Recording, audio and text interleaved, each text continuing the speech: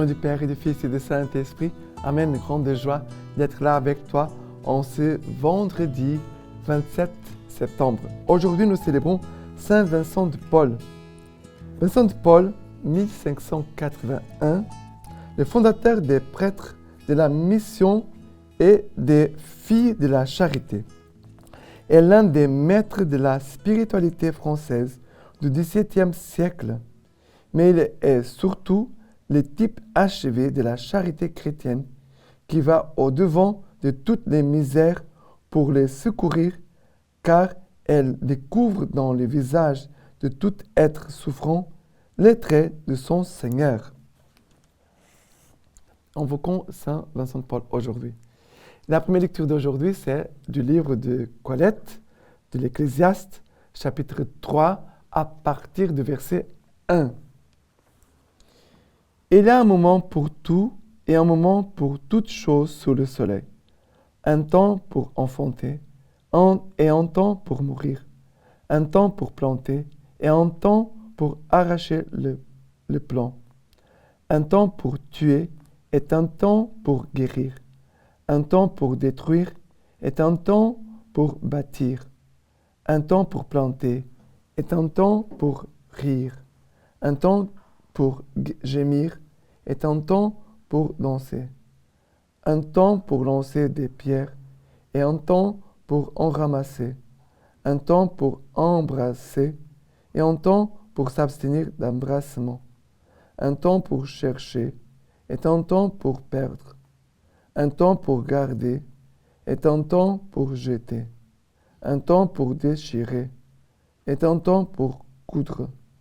Un temps pour se taire et un temps pour parler. Un temps pour aimer et un temps pour haïr. Un temps pour la guerre et un temps pour la paix. Quel profit celui qui travaille trouve-t-il à la peine qu'il prend? Je regarde la tâche que Dieu donne aux enfants des hommes.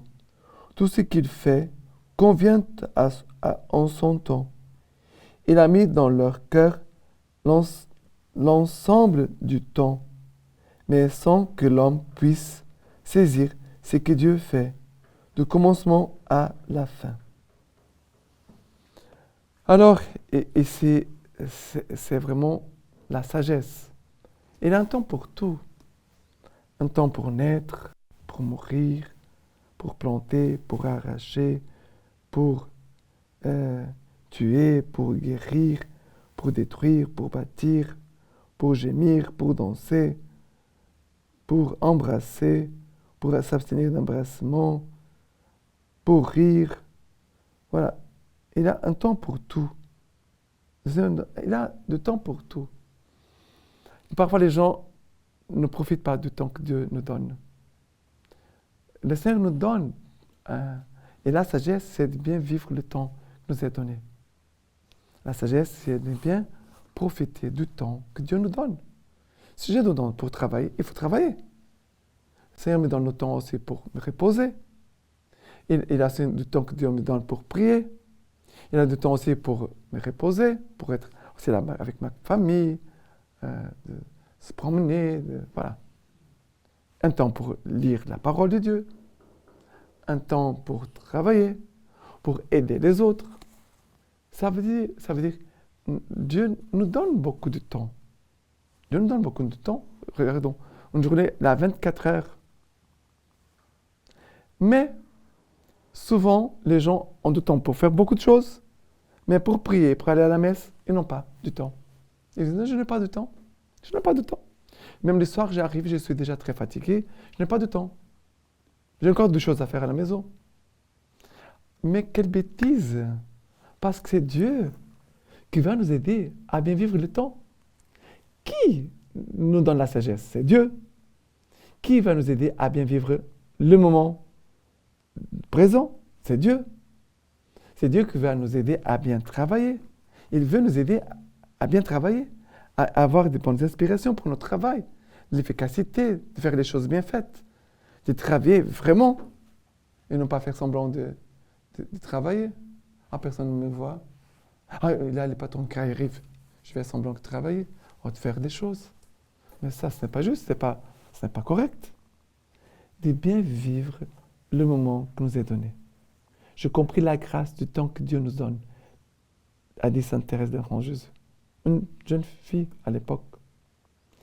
De bien vivre le temps que Dieu nous donne.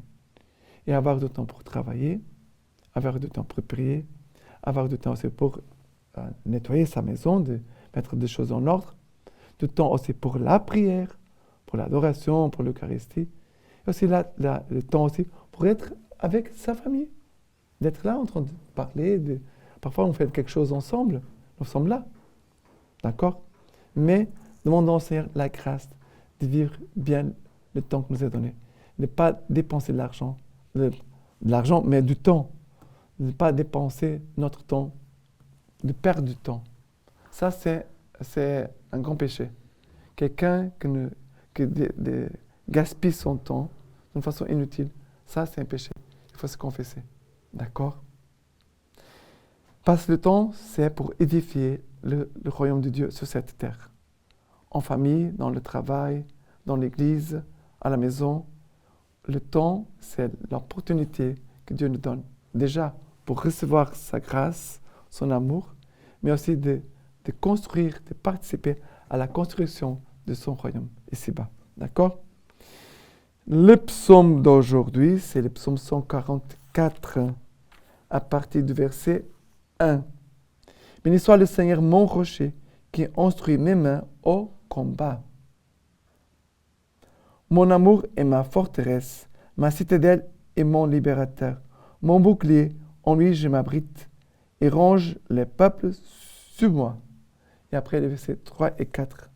Le Seigneur, qu'est donc l'homme que tu le connaisses, l'être humain que tu penses à lui? L'homme est semblable à un souffle, ses jours sont comme l'ombre qui passe. Alors, ici, le psaume nous dit, Seigneur, sois mon rocher qui instruit mes mains au combat. Voilà la sagesse. Le Seigneur, béni soit le Seigneur, mon rocher, construit mes mains au combat. Comment Dieu va m'instruire? Par la parole. Ou Dieu va m'enseigner à combattre par la parole? Me laisser instruire. Bien sûr qu'il y a l'écoute, parce que c'est dans la prière, et j'ai essayé d'écouter le Seigneur, mais il y a aussi l'écoute, quand je suis en train de travailler, je suis avec mes frères et sœurs, il y a des choses qui se passent, qui arrivent, voilà, des circonstances, des surprises. Même là aussi, je dois être attentif à l'instruction que le Seigneur veut me donner, peut-être par mon frère, par ma sœur, par un enfant, par une personne âgée. Vous comprenez?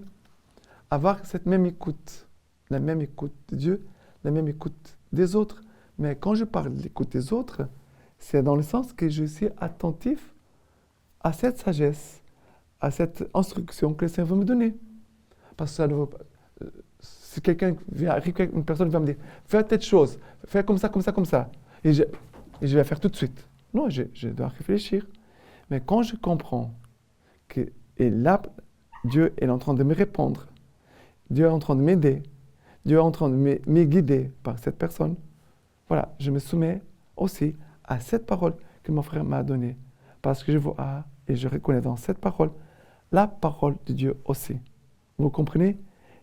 Avoir cette écoute, ce discernement, de reconnaître dans la parole de mon frère et de ma sœur la voix du Seigneur qui me parle. D'accord? Maintenant, l'évangile d'aujourd'hui, c'est Luc chapitre 9 à partir du verset 18. Nous dit, oui, le verset 18.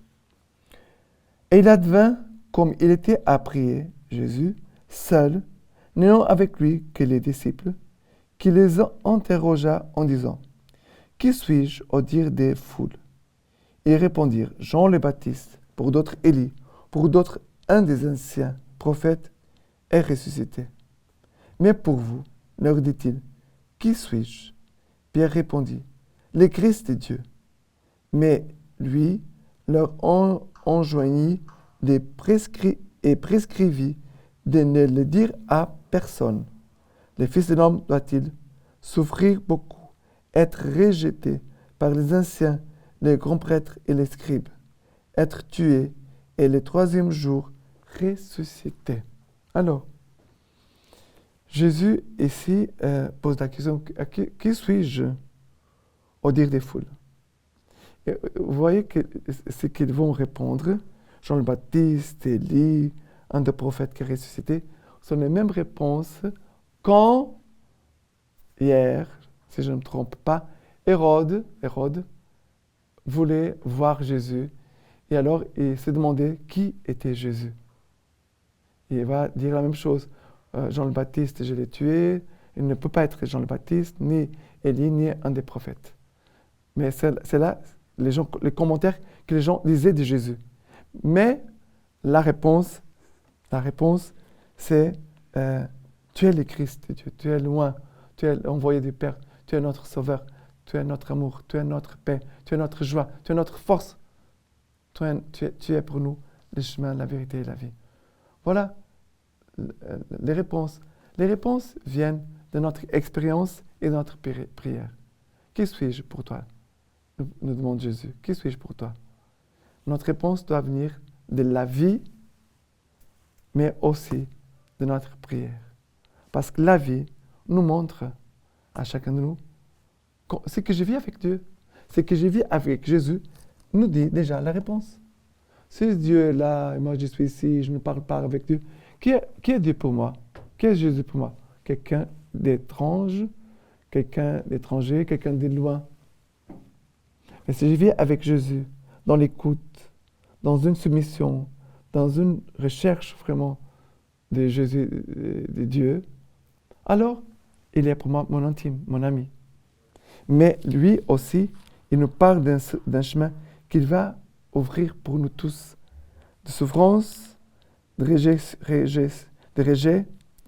de sacrifice, de mort, mais aussi de résurrection.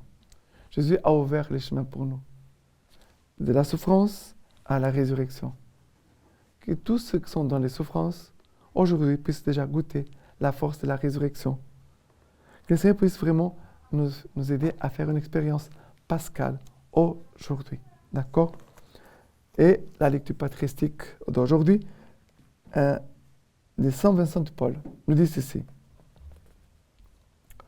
Vous verrez par les lumières de la foi que le Fils de Dieu, qui a voulu être pauvre, nous est représenté par ces pauvres, qui n'avaient presque pas la figure d'un homme en sa passion.